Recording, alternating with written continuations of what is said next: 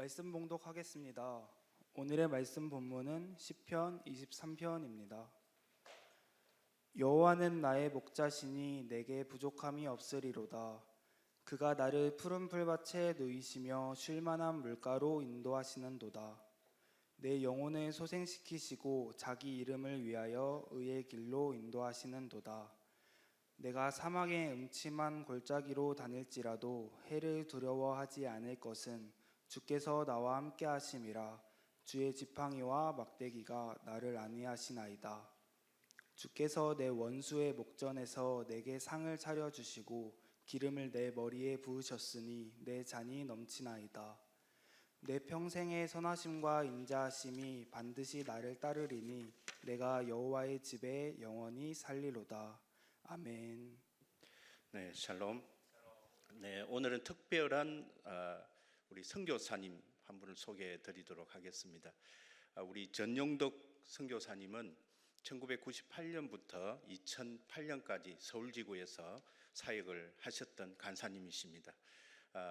일찍이 서울지구 북지구 책임 간사님도 역임하셨고 서울지구 책임 간사님도 역임을 하셨고 학원 사역연구소장도 하시면서 우리 한국 CCC SLM 사역에 상당히 큰 기여를 하셔서 많은 역할들을 그동안 담당을 하시다가 2008년부터 올해까지 몽골에 가서 선교사 사역을 15년 동안 하시고 지난주 9일 날에 한국에 완전 철수를 하셨습니다. 그래서 15년의 선교 여정이 이제 마무리되고 돌아오셨는데 그 선교지를 철수하고 들어오는 그 심정을 저도 일찍이 경험을 했기 때문에 지금 그 마음이 어떠할지는 충분히 이해가 됩니다. 그래서 오늘 그 15년간의 그 여정을 정말 격려하고 또 함께 이 자리에 말씀을 나눌 수 있는 기회를 얻게 해주셔서 너무 감사한데 우리가 격려와 환영의 박수로 맞이해 주시면 감사하겠습니다.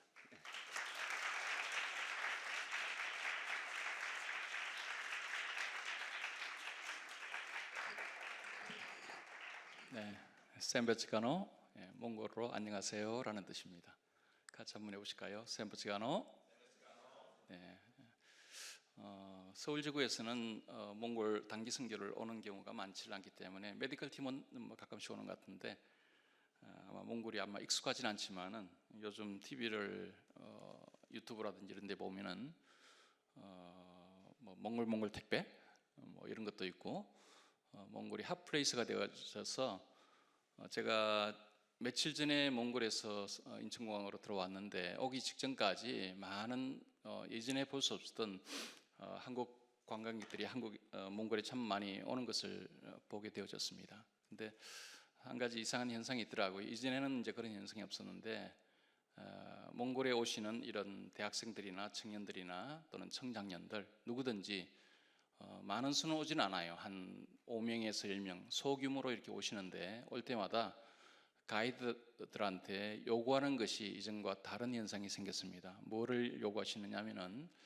어디에 가서 몽골 전통 옷을 입고 인증샷, 그 다음에 낙타를 타고 어느 지역 가서 지나가면서 인증샷, 그 다음에 게르에 들어가서 그 현지인들과 함께 대화를 나눌 때 뭐 인증샷, 그 코스들을 이렇게 요청을 하고 요구하는 것을 저희가 알게 되어졌습니다. 근데 그 당시에는 그걸 몰랐는데 나중에 들어서 알고 보니까 그분들이 예능 프로그램에서 유명한 스타들 또는 배우들이 이렇게 지나가면서 했던 그 흔적들이 있잖아요. 코스가 있잖아요.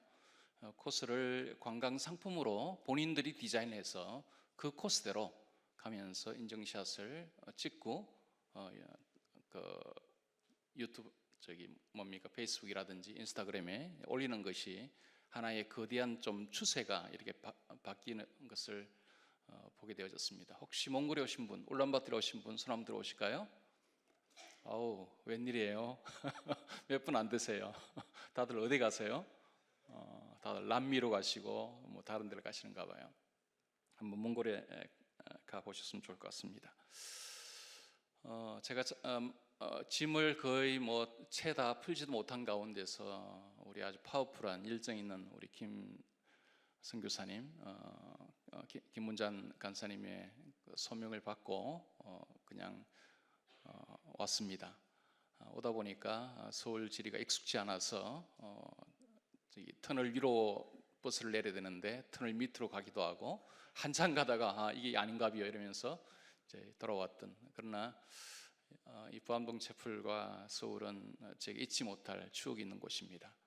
그래서 몽골에 떠나기 직전까지 10년간 아까 말씀드린 것처럼 서울북지구 처음 시작을 해서 개척 사역을 하다가 그때는 서울 북지구는 이제 10개로 나눠졌다고 들었는데 그 당시 이제 서울 북지구 같은 경우는 캠퍼스가 한 7개 정도 됐는데 7개 가운데서 3개가 여대였습니다. 그러니까 성신여대, 동덕여대, 덕성여대, 여대들이 이제 파워풀한 이제 지구였고, 이제 고대, 국민대, 또 서경대, 또 한성대, 뭐 이렇게 같이 제가 사역을 하다가 서울 전체 지구 사역을 좀 섬기고 또 전략적으로 한국 CC의 캠퍼스 사역을 섬기기 위해서 학원사기연구소를 발족을 해서 강사팀들과 섬기다가 마지막 미션은 CM2007을 준비를 하고 CM2007을 준비하면서 CM2007이 6,000 Unreached 캠퍼스였거든요. 그래서 6,000여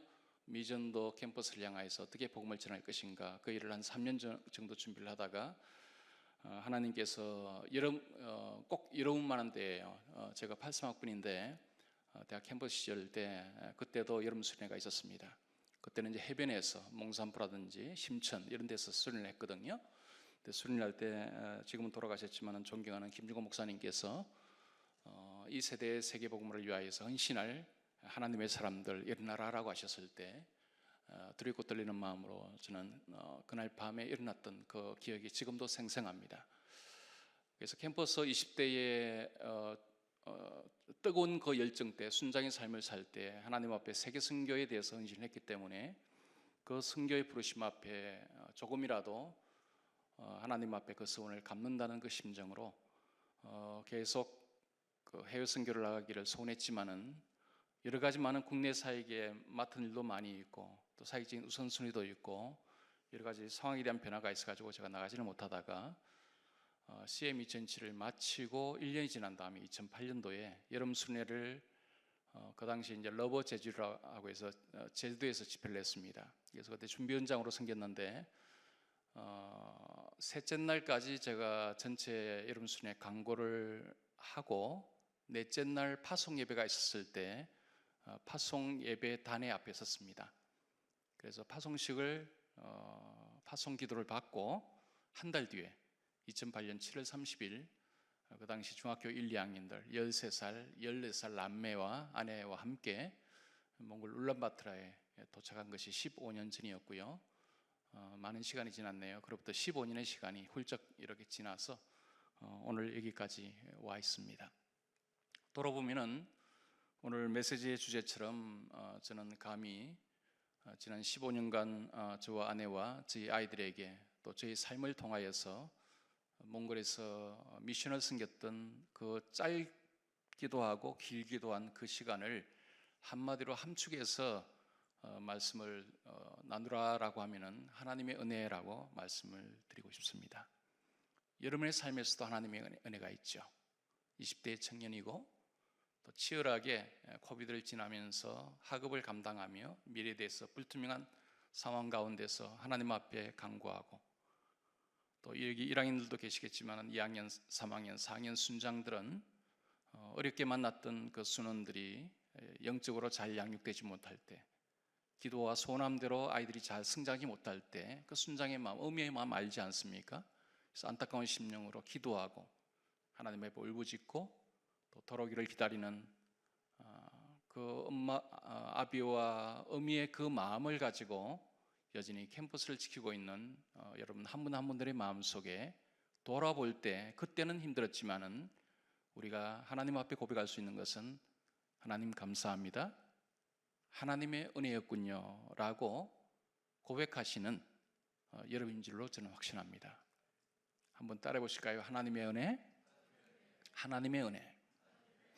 오늘 우리가 읽었던 이 말씀은 너무나 잘 아는 말씀이에요. 시편 23편. 저도 힘들고 어려울 때 성경의 많은 66권의 많은 구절들 가운데서 늘 한 중간쯤에 있는 시편 23편을 이렇게 묵상하기도 합니다. 특별히 몽골은 여러분 몽골에 대한 이미지를 아마 두 가지를 가지고 계실 거예요. 한 가지는 너무나 춥다. 여러분 제가 사진을 한 장 부탁드렸는데 하나 좀 보여주시겠습니까? 너무나 추워요. 근데 이 사진이 겨울에 찍은 사진이 아니에요. 옆에 있는 사람은 저희 아내입니다. 근데 아내와 함께 찍은 사진인데요. 이게 일주일 전 사진이에요. 그래서 9월이면은 첫눈이 내립니다. 첫눈이 내리고 그 다음에 5월까지 실제적으로 5월에도 눈이 내리고 마지막 눈이 내리고 9월에 이제 첫눈이 내리는데 이것은 저희가 떠나기 전에 몽골 울란바토르에서 한 1시간 정도 이 차를 타고 가면은 아름다운 테를지라는 국립공원이 나와요. 그래서 사역적으로 리트릿을 하는 장소인데 이곳에 저희가 칭함을 받고 마지막 몽골 생활을 마무리하는 그 과정들 가운데서 하나님이 빚으신 아름다운 그 자연에서 한 1박 2일 현지인 사역자들과 함께 리트릿 시간을 저희가 가지고 왔습니다. 일주일 전 이야기예요. 근데 눈이 올해는 가을에 오지를 않다가 저희가 도착하는 날 엄청 많은 눈이 내렸습니다. 그래서 저 사진은 거기서 울란바토르로 돌아오기 직전에 그 산 정상에서 언덕에서 저희가 찍은 사진이거든요. 근데 사진을 보시면은 사진 어디 갔습니까? 왜 빨리 지나가요? 아니 그 사진 말고 아까 그 사진을 자세히 보시면은 뒤에 뭐가 보이죠? 그죠? 여러분 그 잘 안 보이시겠지만은 저걸 확대해 보시면은 저 사진이 무슨 사진이냐? 저게 뭐냐면은 양떼들이에요. 그러니까 우리가 시편 23편의 그림을 생각해 볼 때 푸른 초장 아름다운 그죠? 시냇가가 흐르고 푸른 초원이 있고 여름철의 초원을 생각할 수가 확대가 됐네요. 순장들 기술이 대단합니다. 더 확대 가능한가요?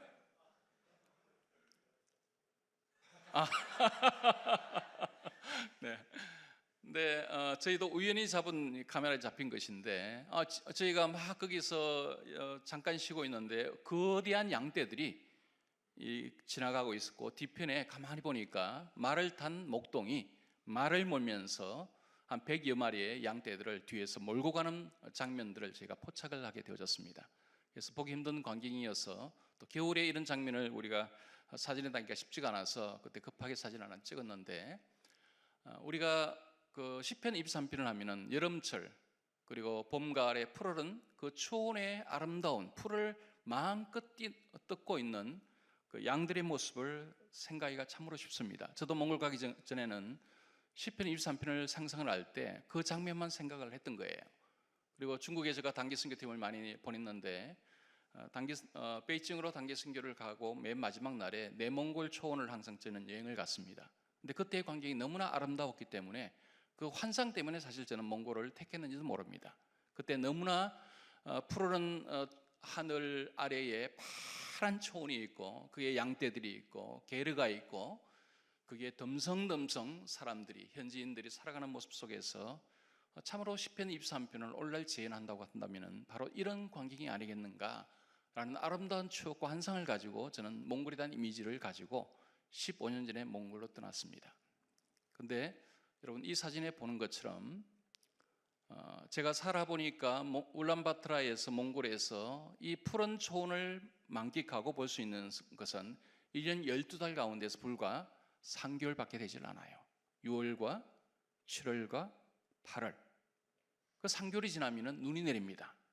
그러면 눈이 내리면 온통 온 전체가 하얀 눈으로 덮이고 실제적으로 겨울철 1월, 2월에는 영하 30도, 35도 정도가 울란바토르에 내려가게 됩니다. 근데 보시면은 푸른 초원에 풀들은 있겠지만은 눈이 30cm, 40cm, 50cm, 1m 이렇게 쌓일 때 말과 양과 낙타와 염소와 그리고 이 가축들은 어떤 형태든지 물과 함께 풀을 섭취를 해야 되지 않습니까? 초식동물이니까. 그러니까 30cm, 50cm, 1m를 해치고 그 추운 영하 30도, 40도의 그 야생 추위에서 양들은 생명을 걸고 그 풀을 먹기 위해서 애를 쓰고 그 풀을 먹이기 위해서 목동은 부지런히 아침부터 저녁 늦은 시간까지 방목하면서 목초지를 배회하면서 풀을 찾고 물을 찾기 위해서 떠나는 모습을 볼 때 과연 시편 23편은 우리가 생각하는 그런 상상한 아름다운 모습이었을까? 양떼눈으로 항상 그런 모습 가운데서 우리의 그런 아름다운 그림을 줬을까라고 생각해 볼 때 그것은 아니었다라는 결론을 제가 얻게 되어졌습니다. 특별히 한 주 전에 제가 이 사진을 찍으면서요, 또 이 장면을 제가 목격을 하면서 그래서 많은 학자들은 시편 23편에 쓰여진 그 배경을 볼 때 아름다운 다윗의 평화롭고 그리고 잔잔한 강같이 흐르는 평화로운 일상 가운데서 이 시를 영감을 얻어서 승리의 감동으로 이 시를 지은 것이라고 동의하지는 않습니다.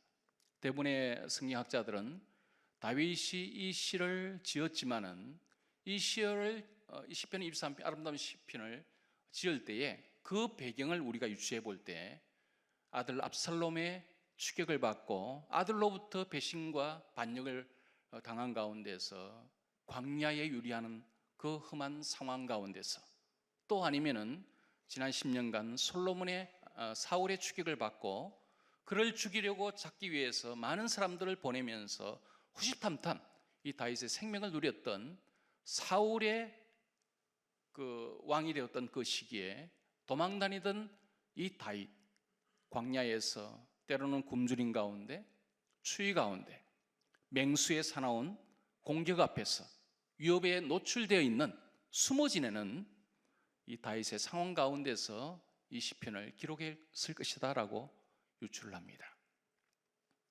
그러고 보면 맞는 것 같죠, 그죠? 그래서 시편 23편은 예수를 믿든 믿지 않든 모든 사람들이 사랑하는 시예요. 너무나 평화롭고 우리의 마음속에 잔잔한 감동을 주고 여호와는 나의 목자시니 내게 부족함이 없으리로다. 그 말을 우리가 한 문장을 암송하고 명상할 때마다 얼마나 마음에 잔잔한 평화가 물밀듯 몰려오겠습니까?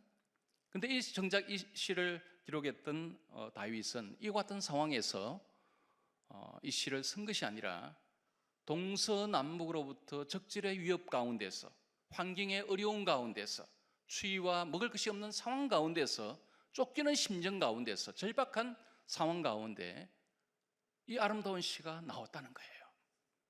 여러분, 우리의 인생이 그런 것 같아요. 힘들고 어렵고 고난 속에서 아름다운 시가 아름다운 꽃이 피는 거예요.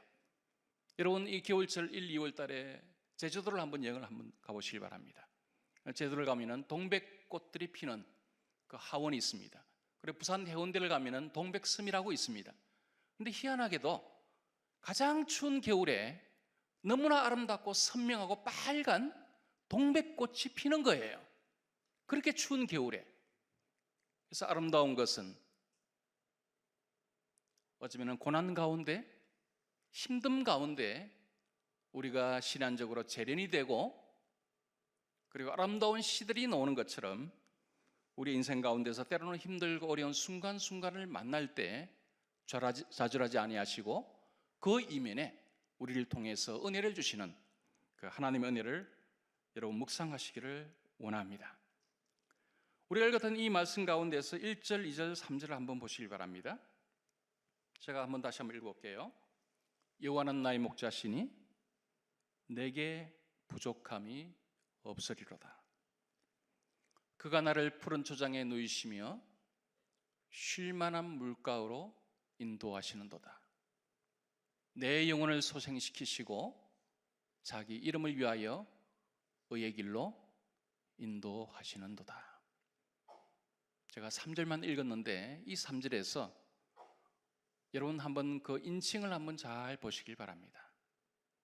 다윗은 하나님과 자기의 관계를 목자와 양과의 관계로 비유하면서 여기서 나의, 내게, 나를, 내 영혼을 이렇게 이야기를 하면서 1인칭 I, my, 나라는 것을 지칭해서 이 짧은 세 절 가운데에서 4번에 걸쳐서 나라는 것을 강조를 합니다.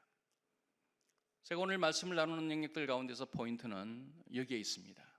여호와는 우리의 목자시니, 여호와는 나의 부모님의 목자시니, 여호와는 나의 목사님의 목자이시니, 여호와는 우리 공동체의 목자이시니 라고 말한 것이 아니라 여호와는 철저하게 퍼스널하게 1인칭으로 이야기하고 있죠. 여호와는 나의 목자라는 것을 시편 기자는 강조하고 또 자기의 신앙 고백으로 이야기를 하고 있습니다. 다윗이 개인적으로, 경험적으로, 체험적으로 그 하나님을 깊이 있게 만났다는 것을 여기서 일상적으로 이야기를 하고 있는 것이죠. 우리가 아는 것처럼 다윗은 초원에 양을 치는 목동의 어린 시절을 보내었습니다. 어쩌면 그의 어릴 때의 양과 목자의 관계를 경험적으로 알았기 때문에 그가 인생의 시련과 환난을 만나는 그 순간에도 그 여호와 하나님을 향하여서 여호와는 내가 체험한, 내가 경험한 나의 생명자 되시는 그 목자 되시는 여호와 하나님을 경험했다는 것을 여기서 이야기를 합니다. 여러분, 이스라엘 사람들은 하나님에 대해서 어떤 이미지를 가지고 계셨을까요? 지금도 그들은 이 하나님에 대해서 어떤 이미지를 가지고 그 여호와 하나님을 부르고 있습니까? 오늘날 우리가 생각하는, 이 기독교에서 생각하는 하나님과 나와의 관계, 예수 그리스도와 나의 친밀한 관계로 우리가 일반적으로 생각을 하지만은 당시 이스라엘 사람들은 여호와를 향하여서 굉장히 두렵고 떨리는 존재로, 나의 일상생활에서 멀리 있는 어떤 대상으로 그들은 생각을 했습니다. 왜 그럴까요? 여호와는 너무나 두렵고 너무나 나의 일상생활 가운데서 멀어져 있는 전능하신 창조주 하나님 때문에 그렇습니다.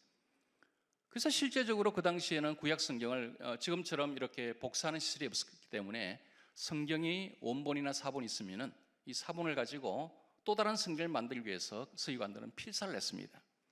근데 필사할 때 어떤 현상이 생겼느냐 하면은 여호와라는 이름이 너무나 두렵고 경외할 만한 이름이기 때문에 감히 나의 이 부정한 죄된 그 입술을 가지고 여호와 하나님을 부를 수가 없었기 때문에 서기관들은 성경을 일필사하다가 구약 성경을 필사할 때 여호와라는 단어가 딱 나오잖아요. 그러면 얼른 필사를 멈춥니다. 그리고 자기 자신을 돌아보고 죄악된 자기의 부정한 입술과 부정한 손과 부정한 마음을 생각을 해서 목욕을 합니다. 목욕 제거를 하고 난 다음에 자신의 죄를 충분히 하나님 앞에 고백을 한 이후에 다시 그들은 여호와 하나님을, 여호와라는 말을 필사를 했다고 합니다. 그래서 사람들은 자기 자신의 부정한 그 입술로 여호와 하나님을 감히 부를 수가 없었기 때문에 여호와라는 말이 단어가 올 때 눈으로는 그것을 확인하지만 입술로 부를 수가 없었으니까 그들은 히브리어로 나의 주님이라는 뜻을 가지고 있는 아도나이라고 불렀습니다. 그래서 여호와는 예를 들어서 여호와는 나의 목자시니 그것을 자기가 눈으로는 확인하는데 그걸 읽을 때는 아도나이는 나의 목자시니. 그래서 히브리 성경을 헬라어 성경으로 이렇게 번역한 셉투아진트라고 70인역이 있거든요. 근데 70인역에서 여호와라는 단어를 번역을 할 때 그들은 큐리오스라는 헬라어 단어를 특별하게 선택을 해서 번역을 해서 그 70연 성경 셉투아진트를 읽어보면은 그 모든 것은 여호와라는 말이 다 빠지고 대신에 큐리오스라는 단어가 대치되어졌고 이 큐리오스는 헬라어로 나의 주, 나의 주님이라는 뜻을 가질 만큼 그들은 그들의 일상생활 가운데서 여호와는 너무나 멀리 있는, 너무나 두렵고 떨리고 감히 그 입술을 벌려서 여호와라는 말을 할 수 없을 만큼의 존경의, 엄위의, 두려움의 대상으로 유대인들은 하나님을 향하여 그와 같은 이미지를 가지고 있었습니다. 그런데 예수께서 이 땅에 오셔서 여호와 하나님을 향하여 뭐라고 했습니까? 아바, 아버지라고 했죠, 그렇죠? 그러니까 우리가 생각하는 아빠라는 단어로 너무나 친밀하고 퍼스널하고 개인적이고 일상생활 가운데서 자녀와 부모가, 엄마와 딸이, 아빠와 아들이 함께 놀면서 친근하게 일상생활을 영위했던 친밀한 이미지 가운데서 여호와를 향하여, 하나님을 향하여, 주님을 향하여, 예수를 향하여 아버지 하나님, 아빠 주님, 친밀한 이미지로 고백을 했던 것처럼 다윗은 이 시편을 쓸 때 그 당시에 사람들이 가지고 있던 하나님에 대한 이미지, 나의 삶에 관여하지 않으시고 늘 엄벌하시고 저주하시고 심판하시고 불과 같은 눈초리로 나의 생활을 이렇게 지켜보시는 그 하나님을 생각을 하다가 다윗은 자기의 일상생 가운데서 목자가 양들을 향하여, 목동의 양떼들을 향하여 어떤 마음으로 접근하는가를 일상생활에서 너무나 깊이 있게 이것을 목격을 했기 때문에 다윗은 그때의 경험과 그 자신의 생활 속에서 배웠던 원리를 가지고 이 시를 지을 때 그 여호와 하나님을 향하여 두려운 하나님이 아니라 나의 생활 가운데서 깊숙이 나와 동행하시고, 마치 에녹이 300년간 하나님과 동행하였다라는 구약의 말씀들처럼 동행하였다는 것은 그냥 걷는 것이 아니잖아요, 그죠? 일상생활도 있어 작고 크고 일, 힘들고 슬픈 일, 기쁘고 감사한 일을 조곤조곤 대화하듯이 하나님과 늘 에녹이 하나님과 대화를 하였던 것처럼, 그래야 성경은 300년간 하나님과 동행하였던 에녹이라고 표현을 했던 것처럼 다윗은 여호와 하나님을 향하여 그 당시에 시대적인 사람들이 생각하는 패러다임을 넘어서서 그 하나님을 향하여서 여호와는 나의 목자시니라고 고백을 했던 것입니다.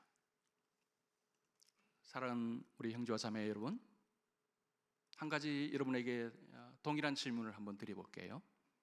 여러분들은 여호와 하나님을 향하여, 예수 그리스도를 향하여 어떻게 부르십니까? 그리고 그 친밀함의 정도가 어느 정도의 친밀함 속에서 나의 일상생활 가운데 여호와 하나님이 여러분 마음속에, 여러분 생활 가운데 들어와 계십니까? 저는 목자의 삶을 영적인 목자의 삶을 살았지만은 실제적인 몽골 초원에 있는 유목민들처럼 목자의 삶을 산 경험은 없습니다. 그러나 관찰할 수 있는 교회가 지난 15년 동안 여러 차례 여행을 하면서 또는 머물면서 그런 경험을 가지고 있습니다. 여러분, 양들의 모습을 보시면은 참 재미난 모습이 많이 있어요. 양들의 특징이 있습니다. 왜 하나님이 그 많은 짐승들 가운데서 우리를 비유할 때 양으로 비유하셨을까? 왜 양이라는 동물을, 짐승을 선택하셨을까? 한편으로 이해가 됩니다. 왜냐하면 이 양들의 모습을 보면 너무나 사람의 모습과 흡사한 부분이 너무나 많아요.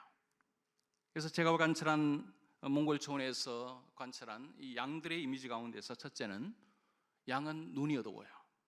여러분, 눈이 좋으시잖아요. 한 30m 저쪽에서 저를 봐도 제가 어떤 모습을 취하는지 알잖아요. 근데 양들은 그렇지 않습니다. 양들은 1차적으로 눈이 어두워요. 눈이 굉장히 어두워서 한 치 앞을 내다보기가 어렵습니다. 사물을 가늠하기가 어려워요. 자, 그러다 보니까 멀리 내다볼 수가 없으니까 앞에 있는 양의 무리를, 뒷공무리를 쫓아서 따라가는 군집동물의 특성을 가지고 있습니다. 그러다 보니까 양의 특성 가운데서는 항상 무리를 향하여서, 무리를 지어서 움직이는 모습을 보게 됩니다. 아까 그 사진을 보셨죠? 거대한 100여 마리의 무리가 떼를 지어서 이동을 하잖아요. 근데 그 말은 무슨 말이냐면은, 선두에 선 그 양이 앞을 볼 수가 없고 눈이 어두우니까 왼쪽이든 오른쪽이든 방향을 선택을 할 때 명확하게 선택을 하는 것이 아니라 자기의 감으로 오른쪽을 선택을 하는 순간에 뒤에 따라오는 수백 마리의 모든 양들은 앞을 못 보니까 앞에 선두에 있는 그 선두 양을 쫓아서 계속적으로 이렇게 무리를 지어서 이동하고 있는 것을 보게 됩니다. 그 말은 무슨 말이냐면은, 언제든지 위협 가운데서, 어려운 가운데서 처할 수 있고, 자기가 어려울 뿐만 아니라 다른 무리들도 어려움에 처하게 할 수 있는 양의 특성을 가지고 있는 것을 보게 됩니다. 그러므로 이 양들은 절대적으로 선한 목자가 필요해요. 선한 마음을 가지고 양의 생명을 위하여, 먹이를 위하여, 마실 물을 향하여서 갈 수 있는 좋은 곳으로, 푸른 목장으로, 잔잔한 물가로 그 방향을 디렉션하는, 인도해 나가는 선한 목자, 그 인도자를 만나게 될 때 양들은 생명을 유지할 뿐만 아니라 더 풍성한 삶을 우리가 살아갈 수가 있는 것이죠. 우리에게도 마찬가지예요. 우리의 일상생활 가운데서 저는 몽골 15년 역사도 마찬가지고 앞으로의 제 미래의 삶도 마찬가지인데 저는 여행으로 비유하고 싶습니다. 우리 인생의 긴 저니, 긴 여정길에 우리가 들어서 있는데 이 여행을 가는 데 있어서 인도자가 반드시 필요해요.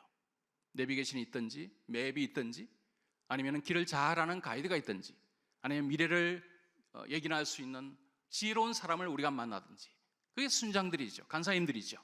그들을 향하여서 우리가 한 발짝 한 발짝 걸어나갈 때 우리의 여정은 풍성한 삶, 행복한 삶, 의미 있는 삶을 살아갈 수가 있습니다. 근데 이 양떼들이 선한 목자를 만나지 못할 때, 목자의 인도하심을 바로 받지를 못할 때 그 양들의 인생은 참으로 어려운 순간을 만나게 됩니다. 제가 몽골 15년에 있으면서 많은 스토리를 경험을 했습니다. 많은 이야기들 가운데서 크고 작은 많은 이야기들 가운데서 돌아볼 때 나의 걸음을 인도하시는 하나님의 섭리, 하나님의 손길들을 제가 참 많은 것을 경험했습니다. 저는 신유의 은사를 가지고 어떤 사람에게 안수를 하면 병이 낫고 이런 은사는 하나님이 제게 주시질 않았습니다. 예언의 은사도 주시질 않았습니다.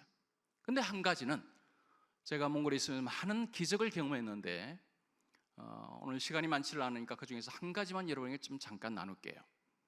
하나님의 은혜와 관련돼서 하나님이 나를 어떻게 목자로 인도하셨는가, 그 걸음을 저뿐만 아니라 사람들을 어떻게 인도하셨는가의 그 스토리를 제가 한 장 그 사진을 한 장 좀 보여주시고요. 이 사진과 연관해서 그 스토리를 하나를 말씀을 드리면서 여러분 일상생활 가운데서 어떻게 적용할 것인가를 좀 말씀을 드리고 싶습니다. 제가 2008년 몽골에 갔는데 1년 언어와 준비가 되면 그냥 사진을 띄워주세요. 언어와 문화를 익힌 이후에 1년 정도의 시간이 지나면 몽골 CC로부터 저한테 콜링이 왔습니다. 그 콜링은 GCTC라고 여러분 잘 아시죠? 신입간사 훈련원을 전 세계적으로 한 10개월간 훈련하는 코스가 전 세계적으로 표준화되어져 있거든요. 근데 그 당시에 몽골 CC가 제가 갔을 때 몽골 CC의 GCT 상황이 어떤 상황이었느냐면은 한 그 자매 간사님이 그 훈련원 원장을 맡고 계셨는데 그 훈련원 원장이 GCTC를 수료한 지 1년 만에 디렉터가 되신 거예요. 그러니까 상상을 해보세요. 자기도 잘 모르면서 훈련 간사가 되기를 원하는 사람들에게 훈련을 하기 위해서 그 일을 하고 있는 상황이죠. 그러니까 훈련이 뭐 사실 퀄리티가 사실 쉽지가 않고 여러 가지 많은 어려움이 많이 있었겠죠. 그런 가운데서 제가 그 간사가 사임을 하는 상황에서 1년이 지난 다음에 하나님이 몽골 CC를 통하여 저한테 콜링을 하셔서 2년간 언어 훈련을 해야 되는데 그냥 1년만 서바이벌 언어를 했으니까 들어와서 사역을 했으면 좋겠다라고 해서 제일 처음에 제가 갔던 곳이 몽골 CC 훈련원 GCTC 책임자로 제가 발령을 받고 들어가게 되어졌습니다. 근데 제가 몽골을 그 당시에는 잘 몰랐던 것 같아요. 그냥 피상적으로 아는 정도였지 일상 현지인들의 생활들을 잘 몰랐죠. 근데 제가 한 가지 발견하게 된 것이 이 몽골의 상황이 너무나 열악하고 특별히 1, 2월이 너무나 춥다는 것을 제가 몸으로 체험을 하게 되어졌습니다. 그래서 그 당시에 1층에 오피스가 훈련원 오피스가 있었는데 1층 오피스가 이제 9월부터 그 다음에 6월까지 훈련이 이렇게 10개월 동안 진행이 되거든요. 근데 해마다 훈련생 간사들이 한 10명 정도가 들어옵니다. 몽골에서. 근데 그 10명들은 대부분들은 여러분 아마 이런 이야기는 좀 깜짝 놀랄 텐데 몽골 CC의 SLM 캠퍼스 사이트들 같은 경우에는 거의 95%가 새 친구들로 출발합니다. 이해되시나요? 지금 크리스찬 인구가 1.4%예요. 그리고 복음이 들어가니 30년밖에 되질 않았습니다. 그러니까 당연히 대학 와서 예술 배우는 사람들은 길거리에서 캠퍼스에서 영하 30도의 나이에 창가에서 사행리를 지내듣고 개인적으로 컨택이 되어져서 순몸이 되어져서 제자가 되고 순장이 되고 그리고 어떤 사람들 가운데 소수의 사람들이 간사로 콜링을 받아가지고 간사가 되는 사람들이에요.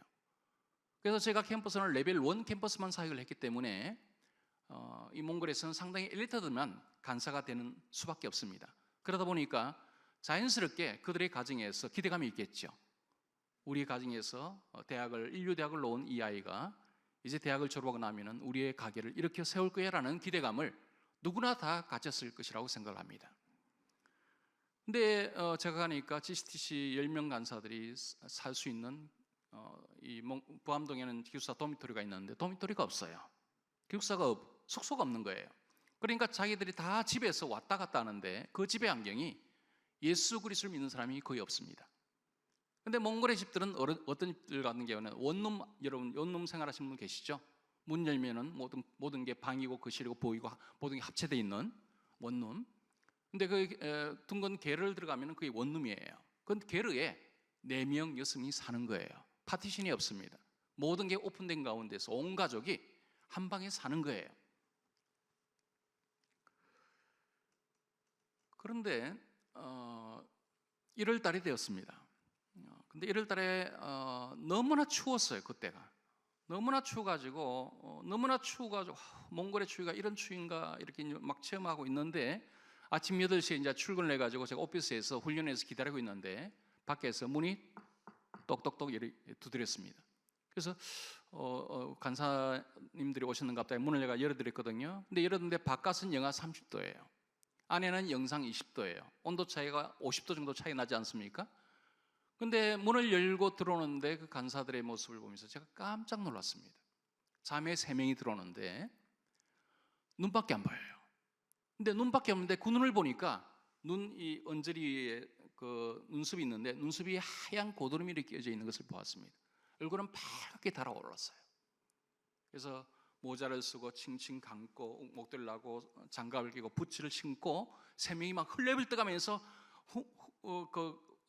들어와서 보니까 여러분들 날씨가 너무 추우면요 우리가 숨을 쉬는 순간에 이게 숨에서 이렇게 코와 입에서 나오는 숨이 올라가는 순간에 하얀 서리가 끼는 것이 몽골의 추위예요. 그만큼 짧은 시간 안에 이렇게 된다는 이야기예요. 근데 자매들이 그 모습을 하고 온 거예요. 내가 너무나 깜짝 놀라가지고 그런 광경을 처음 봤기 때문에 어디서 오냐고 그러니까 집에서 온다고 그래요. 집이 어디냐고 그러니까 울란바토르에서 한 30분에서 1시간 정도 북쪽으로 올라가면은 이 달동네처럼 산 근교에 게르가 이렇게 형성이 되어져 있습니다. 게르에서 살고 있는 거예요. 그래서 게르의 환경을 들어보니까 너무나 기가 막힌 거예요. 예수를 믿지 않는 가정에서 엘리트로 대학을 졸업했는데 후원으로 삶을 산다고 그러니까 이해도 못하고 아침마다 어디를 간다고 그러는데 부모가 뭘 하는지를 모르는 가운데에서 핍박이 있겠죠. 그래서 이 몽골 우리 형제와 자매들 간사님들의 삶을 이 가난의 문제를 내가 책임져 줄 수 없지만은 최소한의 1년 정도 훈련을 받는 환경들 가운데서는 여호와의 은혜를 체험하고 또 공동체를 이렇게 체험하면서 그 삶을 조금 더 좀 풍성하게 훈련받을 수 있는 환경을 가질 수는 없을까라는 것이 제 기도 제목이었습니다. 최소한 1년만이라도 훈련받는 기간 동안에. 왜냐하면 매년마다 훈련생들은 들어오고 나가고 들어오고 나가는데 훈련받는 기간 동안에도 이들이 핍박받지 않고 안정된 가운데서 훈련받는 것을 제가 기대했겠죠. 그래서 그때부터 제가 기도 제목이 되어졌습니다. 기도를 했는데 우리가 하나님 앞에 드리는 기도는 3가지밖에 없는, 하나님 뜻대로 기도하는 것은 우리가 기도할 때 3가지 응답을 받습니다. 첫째는 하나님 뜻이 아니면 no예요. 그리고 하나님 뜻이면 yes예요. 근데 하나님의 뜻인데 타이밍이 맞지 않을 때는 하나님이 wait라고 이야기를 하십니다. 근데 저한테는 wait였던 것 같아요. 3년이 지났습니다. 그로부터 3년이 지나서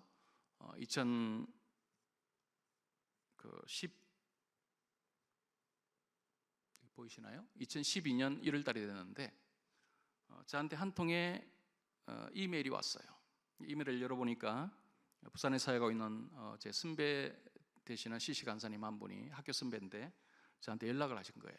그 연락을 들어보니까 다른 것이 아니고 자기 친구 교수님 한 분이 몽골에 있는 한 대학에서 팀 티칭으로 석박사생들을 데리고 팀 티칭을 하기 위해서 선발대로 한 3박 4일간 먼저 들어가신다는 거예요. 근데 몽골을 처음 가보기 때문에 아무도 아는 사람이 없으니까 전 선교사님이 공항에서 픽업도 좀 해주시고 가이드를 하시면 좋겠다라고 저한테 부탁이 오셨어요. 그래서 제가 그러죠 이렇게 이야기했죠.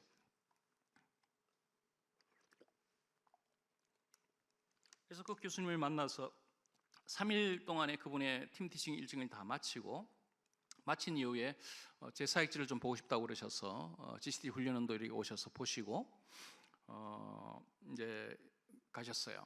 가시고 이제 맨 마지막 날 한국으로 돌아가는 날 이제 공항으로 제가 배웅을 해야 되니까 제 차로 영하 한 30도가 되어졌는데 제 차로 그 교수님을 호텔에서 모시고 이제 공항으로 가는 길에 식사할 때쯤 돼가지고 저희가 코리안 레스토랑을 들어갔습니다.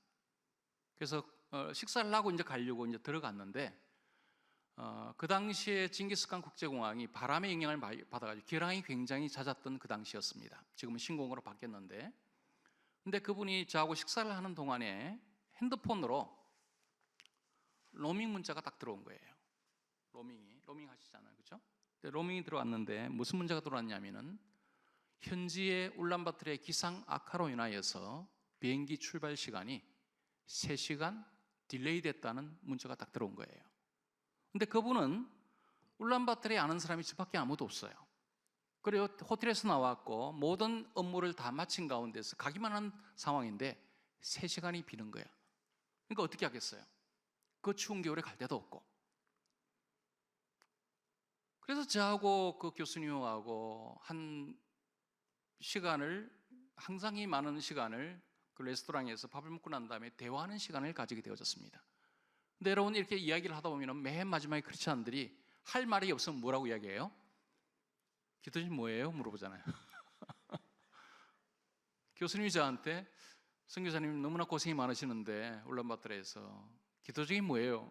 물어보시는 거예요. 그래서 제가 한 번도 3년 동안 이 이야기를 누구한테도 발설한 적도 없고 누구한테도 말한 적 없고 속으로 기도할 제목, 큰 기도 제목이 있는데 너무나 큰 기도 제목이니까, 근데 교수님이 갑자기 기도 제목을 말씀하시니까 마음속에 성령께서 내 마음속에 네가 가지고 있는 큰 기도의 제목들 이분과 함께 나누면 좋겠다라는 성령께서 저에게 확신을 주시는 느낌을 제가 받게 되어졌습니다. 그래서 교수님이 제가 말씀을 드렸죠. 사실은 제가 3년 전에 이런 일이 있었습니다. 그래서 이를 위하여서 하나님 앞에 기도를 하고 있는데 저한테는 이것이 너무나 큰 기도 제목이었기 때문에 누구한테 말씀을 못 드리고 그냥 기도만 하고 있는데 교수님께서 갑자기 이렇게 물으시니까 제가 이 말씀을 좀 나누고 싶네요 라고 이제 말씀을 드린 거예요. 교수님이 고개를 끄덕끄덕 하시면서 그 이야기를 막 들으시면서 제가 잠깐 울었습니다. 왜냐하면 3년 전에 그 여자 간사들의 모습이 너무나 선명하게 떠올랐고 너무나 마음이 아팠기 때문에 제가 잠깐 눈물이 이렇게 나왔었어요. 근데 교수님이 안경너머로 제 이야기를 들으시면서 제가 눈물을 흘리는 그 순간에, 그 타이밍에 교수님도 살짝 눈가에 눈물이 맺히셨어요. 굉장히 찰나의 시간에서 1초도 안 됐습니다. 근데 성령께서 그 마음을 터치하신 것 같아요, 그때. 그래서 시간이 돼가지고 이제 교수님은 한국으로 돌아가시고 저는 저의 사역의 현장으로 다시 돌아왔습니다. 잊어버렸죠. 그래서 1월 달이었는데 4월달 4개월 정도의 시간이 지났는데 5월 달에 제가 운전을 하고 있는데 운전에 제가 그 옵션을 걸어놨기 때문에 그 당시 이제 문자가 오면은 이메일 오면은 소리가 딱 나게 이렇게 알림이 설치되어 있었거든요. 근데 운전을 하고 있는데 이메일이 한 통이 딱 들어가는 신호가 딱 뜬 거예요. 근데 운전을 할 때 잠깐 제목을 볼 수 있잖아요. 제목을 보니까 이분 성함이 딱 있는 거예요. 그래서 내가 놀래가지고 이분이 나한테 4개월이 지난 다음에 연락을 하시려는데 왜 연락을 하셨지? 그래서 차를 길가에 대고 제가 이메일을 열어봤어요. 열어보니까 정말 놀라운 기가 막힌 기적의 스토리가 그곳에 담겨 있는 거예요. 제가 말씀드렸잖아요. 이 기적을 제가 체험했다고. 그 기적이었어요, 제 생애 속에서. 근데 어떤 기적이 있었냐면은 이분이 석박사 석탄을 연구하는 전문가였는데 국책 사업도 많이 하시니까 여러 많은 비즈니스맨들도 많이 만나시는 것 같아요. 그걸 교회 장로님이시거든요. 근데 만날 때마다 저하고 나눴던 그 기도 제목이 생각이 나서 혹시나 하는 마음으로 만나는 사람들한테 그 이야기를 하신 거예요. 제가 몽골을 가보니까 이러이러해서 이런 필요가 있습니다. 사장님 또는 권사님, 장로님, 몽골을 위해서 기도해서요 라고 이야기를 했는데 계속 그 일을 하다 보니까 그분들이 몽골을 안 와보니까 공감대가 없잖아요. 저를 모르잖아요. 그러니까 기도의 응답이 어떻게 열매로 이어지지 않는 거예요. 근데 그 이야기를 그 모습을 지켜보던 그 장로님의 부인이 권사님이신데 초등학교 교사였습니다. 그 당시에 권사님이 한 날 식사를 하면서 그 남편 장로님에게 이렇게 말씀하시는 거예요. 여보, 당신이 몽골도 가보지 못한 많은 기업인들과 사람들에게 그 이야기를 한들 그 사람들한테 어떤 의미가 있겠어요? 근데 당신이 포기하지 않고 자꾸 그 이야기를 하시는 거 보니까 기도할 제목은 맞는 것 같아요. 여보, 당신이 말하는 그 기도의 제목 우리의 기도 제목으로 알고 같이 한번 기도해 보면 어때요? 라고 아내가 남편에게 이야기한 거예요. 여러분, 배우자를 잘 만나셔야 돼요. 기도하는 신실한 자매를 형제들이 만나는 복을 누리시길 바랍니다. 너무나 아름다운 일들이 많이 생기게 돼요. 그래서 이 두 분이 마음을 합하여 기도를 시작했습니다. 그리고 은퇴가 가까우시기 때문에 은퇴를 위해서 지금 살고 있는 구형 아파트에서 조금 그래도 쾌적한 아파트로 옮겨가기 위해서 조금씩 이렇게 저축을 한 목돈을 좀 가지고 계셨어요. 근데 기도할 때 하나님이 그 마음을 너무나 아름답게 붙드시는 것을 그분이 경험을 하셨어요. 그리고 그분들이 결정을 하고 난 다음에 이메일로 선교사님, 저희가 그 기도 제목을 안고 기도를 할 때 하나님이 우리의 가정 속에 응답을 주셨어요. 몽골 미션을 위해서 저희가 그것을 위해서 저희가 헌신할게요. 할렐루야. 그래서 자기들이 그것을 결정했기 때문에 집을 알아봐 달라고 저한테 연락을 하신 거예요. 그게 5월 달이에요. 그리고 이 사진을 보시면은 2012년 9월 21일자로 날짜가 나오는데 9월 달에 9월이 이제 신학기 오픈하거든요. 9월에 자매 간사 7명이 미션홈이라는 이름을 우리가 붙였는데 30명 아파트, 그 방 3개, 화장실 2개 있는 30명 아파트에 자매들이 들어와서 축하하는 입방 예배를 그때 드리게 되어졌습니다. 교수님이 다시 오셔서 그때 이제 중간에 그 미션홈이라는 상표를 들고 있는 자매가 그 알타라는 신입 간사였는데 지금 이제 시니어 간사가 됐는데 15년 전이니까 저기 한 12년이니까 상당히 오랜 시간이 지났죠. 한 12년 정도 지났는데, 근데 저 자매 간사와 다른 자매 간사들이 그 미션홈에 이렇게 방 3개에 거치해 있는 자기의 책상에 앉으면서 막 울어요. 나중에 알고 보니까 그분들이 이제 나눔할 때 보니까 자기들이 지금까지 20년 년에 살아오면서 자기만의 침대, 자기만이 공부할 수 있는 책상을 처음 앉아본다는 거예요. 여러분한테는 일상이죠. 그러나 지구촌의 어떤 사람들한테는 그것이 일상이 아닙니다. 특권이에요. 소중한 기회예요. 근데 이 여정들 가운데서 저는 하나님의 은혜를 체험을 했고요. 그리고 신실한 한 가정이 하나님의 선교에 어떻게 헌신하고 그 쉽지 않은 그 부름에 반응하는 것을 통해서 하나님의 살아계심을 저는 체험했습니다. 그리고 그로부터 지금 11년이 지났는데 그 다음 사진 한번 넘겨주실까요? 네, 그 다음요.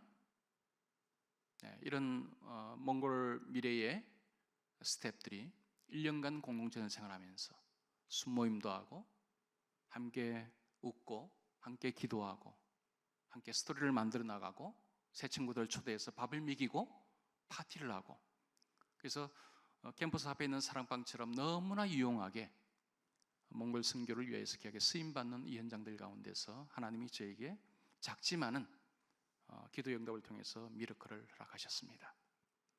여러분, 이제 한 달 지나면은 우리가 한 해가 마무리되고, 이제 여러분 기도하시는 대로 주보를 보니까 50일 작전 기도를 하시고 순원들을 위하여서 또 여러분의 삶과 미래를 위해서 금식을 위해서 기도하고 있지 않습니까? 한 해를 돌아볼 때 우리가 하나님 앞에 고백할 수 있는 것은 감사예요. 그리고 하나님의 은혜를 우리가 하나님 앞에 고백할 수밖에 없습니다. 저도 저의 지나온 미션을 마치면서 하나님의 은혜를 생각하는 것처럼 여러분 1학년들은 1년, 2, 3학년들은 2년, 3년, 4년 2023년 힘겹게 잘 달려오셨는데 이 달려오신 이 여정들을 한번 돌아보실 때 우리는 하나님의 은혜였다라고 고백할 수밖에 없습니다. 그래서 함께 찬양을 한 곡 부르고 마무리를 하겠습니다. 여러분, 너무나 우리의 삶을 터치하시는 그 성령 하나님의 은혜라는 찬양 잘 아시죠? 같이 한번 하겠습니다.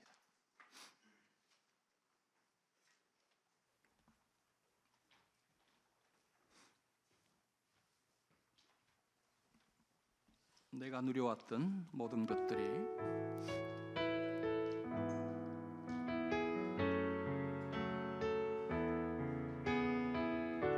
우리 함께 찬양하겠습니다. 내가 누려왔던 모든 것들이, 내가 누려왔던 모든 것들이, 내가 지나왔던 모든 시간이, 내가 지나왔던 모든 시간이, 내가 걸어왔던 모든 순간이 당연한 건 아니라 은혜였소. 아침 해가 뜨고 저녁에 노을, 봄의 꽃향기와 가을의 열매, 변하는 계절의 모든 순간이 당연한 것이 아니라 은혜였죠. 당연한 건 아니라 은혜였소. 모든 것이 은혜,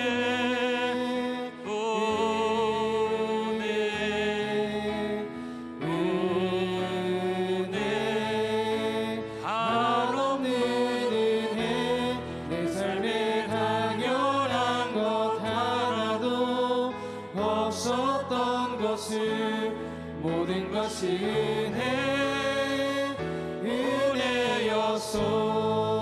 내가 이 땅에 태어나 사는 것, 내가 이 땅에 태어나 사는 것, 어린아이 시절과 지금까지 숨을 쉬며 살며 꿈을 꾸는 삶, 당연한 건 아니라 은혜였소. 내가 하나님의 자녀로 살며, 내가 하나님의 자녀로 살며, 오늘 찬양하고 예배하는 삶, 오늘 찬양하고 예배하는 삶, 복음을 전할 수 있는 축복이 당연한 건 아니라 은혜였소. 모든 것이 은혜, 모든 것이 은혜,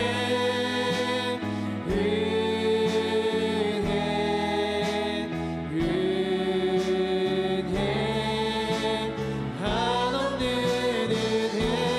내 삶에 당연한 것 하나도 없었던 것을, 모든 것이 은혜, 모든 것이 은혜, 모든 것이